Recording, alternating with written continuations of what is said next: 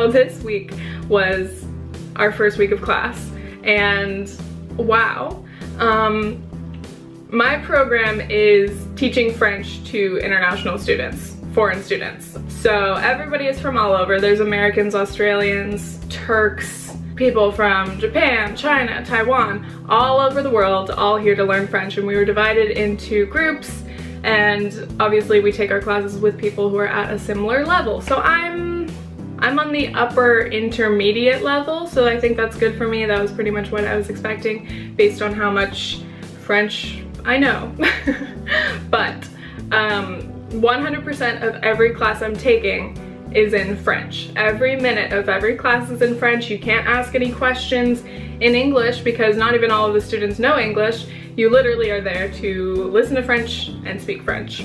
So this has been a pretty crazy experience for me even just this week so far, because I'm used to taking one French class per semester, and I think it's only during university that all my classes were 100% in French, because in high school we spoke English about half the time.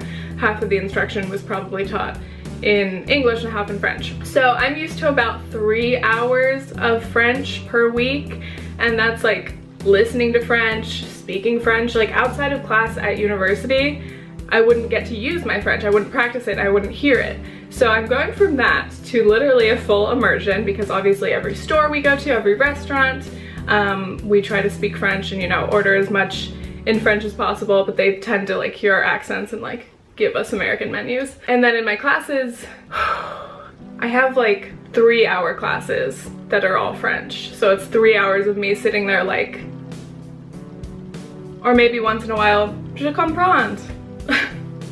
Jesus. It's just so mentally exhausting to have to actively translate things and have such a problem or a struggle like to speak or ask questions, because obviously in your native language you don't even think about it. But literally these classes are so tiring because you have to pay attention every second or you'll get lost if you zone out for a second. So yeah, and I'm not used to classes that long. My classes back in New Orleans were literally 50 minutes, an hour 20 max, other than like my 3-hour directing class. So it's really hard for me to focus in like that block of a time. I definitely think my brain works better in shorter things, and then I get to move on to a different subject. But anyway, this is just how this works. So I some days have like 3 to like 6 or 7 hours of all French instruction.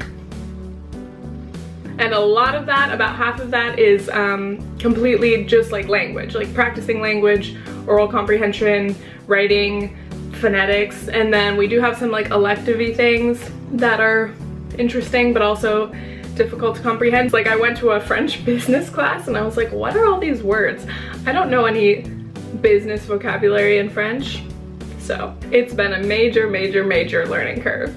But also it's the first week. I know that it'll get easier. I know that I'll get a lot better, because it's not like I completely understand nothing. I understand, it depends on the teacher and the class, but I'm understanding most of it, or at least getting the general sense. And once I'm acclimated to it and used to hearing French so often, hearing French and speaking it more often, I'm sure I'm gonna get 100% better. So that is exciting, but it's hard.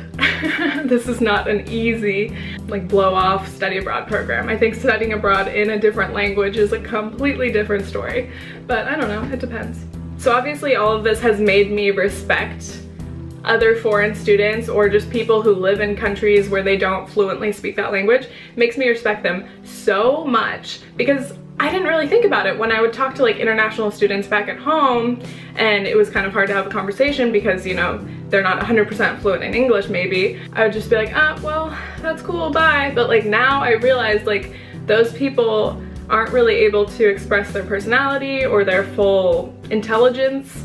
That's the thing, like I feel like I have no personality and I feel like an idiot when I'm speaking in French because I'm talking at like the level of a child, pretty much. And it's just so weird because like in my brain, in English, I'm like, wait, I'm trying to say something different and it's coming out like in like a 4-word sentence. So respect to everybody. Learning a language is hard, especially learning a language as an adult. It is so hard. So that's another thing too. I definitely aim to, you know, if I have kids, when I have kids, make them learn more than one language for sure, because it's literally so much easier when you're a kid. We just learned that babies have the highest hearing memory capacity. So when you're a baby, you are so good at hearing things and actually remembering them, but the older you get, the worse it gets. So trying to learn another language and actually hear the different sounds literally gets harder the older you are. So I'm not that old, but still it's a lot more difficult to learn now compared to if I were a child trying to learn French. Anyway, also shouts out to people who are bilingual or, you know, speak multiple languages in general, because it's amazing. Any of you who are studying any kind of language in high school or whatever in college, please stick to it, because this is amazing. Like, I could have easily taken the like required amount in high school or whatever and then just forgotten it, but it's really truly amazing to learn this skill, and especially as an adult I'm appreciating it so much more. And when I'm speaking in English, I'm like, what?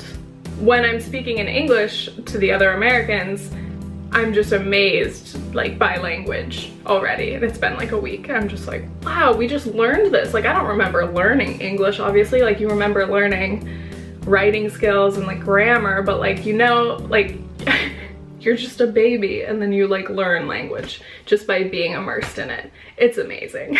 Also, I'm not gonna speak French in this video because I have too much to say, but in future videos I will start incorporating more of it. I know you guys want to hear more, but I'm also so tired.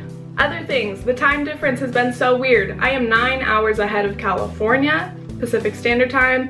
I'm like 6 hours ahead of Eastern Time, like New York. So literally my group messages are all popping in the middle of the night while I'm sleeping. All the news in America happens while I'm sleeping, and then during the day I'm like in class or doing things, so I'm not like catching up on social media, which is good, I guess. I don't want to spend my semester abroad like making sure I'm up to date on Twitter, but I have been behind on everything, like everything with with Obama's like farewell address. Like, I didn't catch any of that because it happened like overnight, and there really is a disconnect between American politics and being here, obviously. But we did talk about Trump in my business class a little bit. That was the only part that I understood. I was like, okay, I'm in. Anyway, interesting. Food issues. Yes, I've been having trouble finding food because a lot of cafes are very meat and cheese heavy. I already knew that coming in. There are a few spots that I go to often. There's just one place that has really great potato burgers and they're amazing with like avocado. I've literally gone there, what, 4 times already? It's my favorite. Unfortunately, I'm missing out on all the crepes. By the way, it's pronounced crepe. In America, for some reason, I was always taught that it's crepe, but it's crepe.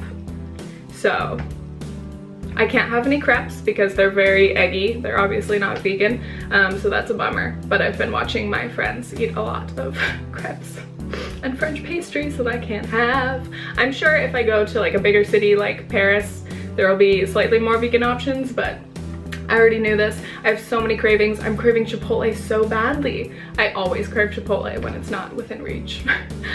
Also, I'm craving Starbucks, which is stupid because I was expecting French to be this like huge coffee like center. Well, like un café is offered everywhere, but it's different than what I expect. Like when I say a coffee, I expect like a mug of coffee, like drip coffee with some sugar, get some milk, but like they give you these tiny little things that are basically like an espresso, and it's like much stronger and it's different. Anyway, I've been really struggling to satisfy my coffee cravings because I'm craving like American style coffee, like iced coffee. Iced coffee like doesn't exist here and I'm missing it so much. And I'm just craving like my sugary like Starbucks drinks. And there just aren't like coffee places that are really like similar to the American like coffee shops.